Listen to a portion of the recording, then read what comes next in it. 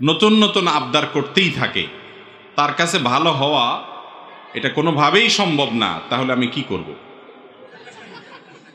ভাই, খুব সুন্দর প্রশ্ন, এবং এটা একটা যৌক্তিক প্রশ্ন আসলেই। রাসূল করিম সাল্লাল্লাহু আলাইহি সাল্লাম বলেছেন, খায়রুকুম খায়রুকুম লি আহলি ওয়া আনা খায়রুকুম লি আহলি। তোমাদের মধ্যে সবচেয়ে ভালো মানুষ সে যে ব্যক্তি তার পরিবারের কাছে ভালো। আর নবীজি বলতেছেন তার কথা যে আমি তোমাদের মধ্যে আমার পরিবারের কাছে সবচেয়ে ভালো মানুষ, আমার পরিবার আমাকে ভালো মনে করে, ভালো জানে। আর তোমাদের মধ্যে যে আসলে পরিবারের কাছে ভালো, সে আল্লাহর কাছেও ভালো, সে শ্রেষ্ঠ মানুষ। এখন কথা হলো যে বহু মহিলা আছেন, বহুত স্ত্রী আছেন, তাদের আবদার স্বামীর যা সঙ্গতি আছে তার সাথে মেলে না। প্রতি মাসে তার একটা করে নতুন শাড়ি লাগবে, বেচারা হালাল ইনকাম করতে গিয়ে তো সেটা দিতে পারে না, তাহলে স্ত্রী তো ভালো হওয়ার সার্টিফিকেট জীবনেও দিবে না। মেম্বার সাহেব, কমিশনার সাহেব যেরকম পয়সা ছাড়া চারিত্রিক সনদপত্র দেয় না, এই মহিলাও ওই নতুন শাড়ি ছাড়া চারিত্রিক সনদপত্র দেবে না। তাইলে এই বেচারা কি করবে? ভাই, স্ত্রীর কাছে ভালো হওয়ার মানে হলো স্ত্রী আপনার চরিত্রের ব্যাপারে সাক্ষ্য দিবে মন থেকে যে আমার স্বামী সে কোনো 2 নম্বর পথে চলে না, তার আচরণ খারাপ না, তার ব্যবহার খারাপ না, সে অন্য মেয়েদের দিকে দৃষ্টিপাত করে না, সে যথেষ্ট পুত পবিত্র থাকার চেষ্টা করে, আমাদের সাথে ভালো আচরণ করে, ভালো ব্যবহার করে, কাপড় চোপড় দেন না, আবদার পূরণ করেন না, সেজন্য মহিলার জেদ আছে, ক্ষোভ আছে, রাগ আছে, সেজন্য হয়তো আপনারা বখিল বলে, কৃপণ বলে, সেটা তো তার স্বার্থের কারণে বলে। কিন্তু আপনি যদি সত্যিই একজন ভালো মানুষ হন, তার সাথে গালিগালাজ না দিয়ে কথা বলেন, তার সাথে সুন্দরভাবে আচরণ করেন, যে কোনো ভুল হলে সুন্দর করে বুঝাইয়া দেন, একটু সবর করেন, ধৈর্য ধারণ করেন, আর বউয়ের কাছে একটু বোকাশোকা থাকার চেষ্টা করেন, চালাকিটা না করেন, তাহলে দেখবেন আপনার স্বামী বলবে যে আমার সাহেব অমুকের বাপ তমুকের বাপ, আমার স্বামী, স্ত্রী বলবে যে আমার স্বামী, আমার সাহেব, সে আসলে একটা ভালো মানুষ, সোজা সরল মানুষ। আর কিছু না, বউয়ের কাছ থেকে যদি এই সার্টিফিকেটটা নিতে পারেন যে বেচারা একটু সোজা কিসিমের, বাস তাইলে চলবে ইনশাআল্লাহ। সোজা হতে পারবেন না? আমাদের নবী করিম সাল্লাল্লাহু আলাইহি সাল্লাম তার স্ত্রীগণের সাথে, উম্মাহাতুল মুমিনিনের সাথে কিরকম ছিলেন জানেন?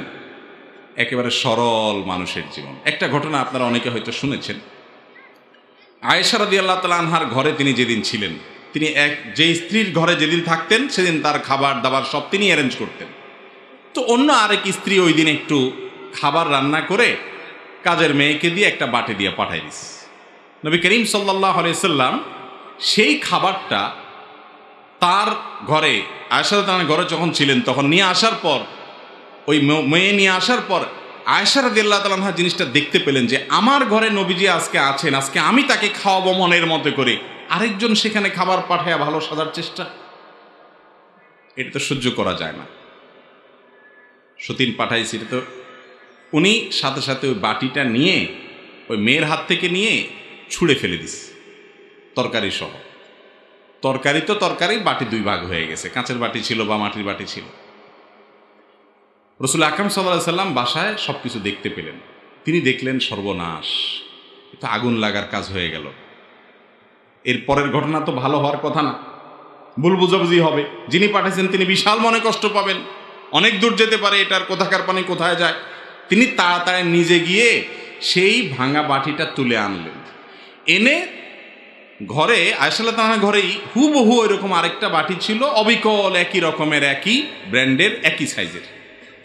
তিনি ওই বাটিটা নিয়ে ওই যে মেয়ে খাবার নিয়ে আসছে তার হাতে দিয়ে বলছে, একেবারে চুপ, কোনো টু শব্দ যেন না হয়, এই বাটি নিয়ে ওই বাসায় দিয়ে দিবা আর চুপচাপ থাকবা, কোনো কথা নাই তোমার।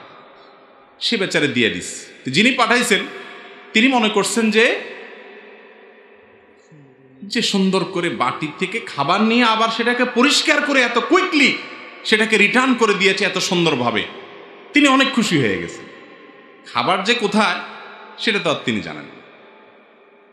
আচ্ছা, এই যে একটা কাজ রাসূল আকরাম সাল্লাল্লাহু আলাইহি সাল্লামের ঘরে হইল, আপনার ঘরে যদি হইতো, আপনার বউয়ে যদি এরকম একটা বাটি আরেকজনের ধরে ছুঁড়ে ফেলে দিত, আপনার আরেক স্ত্রী খাবার পাঠাইতো, প্রথম কাজটা কি হইতো বলেন? একটা ছোট মিনি বিশ্বযুদ্ধ তো বউর সাথে একচোট হয়ে যেত, ঠিক না?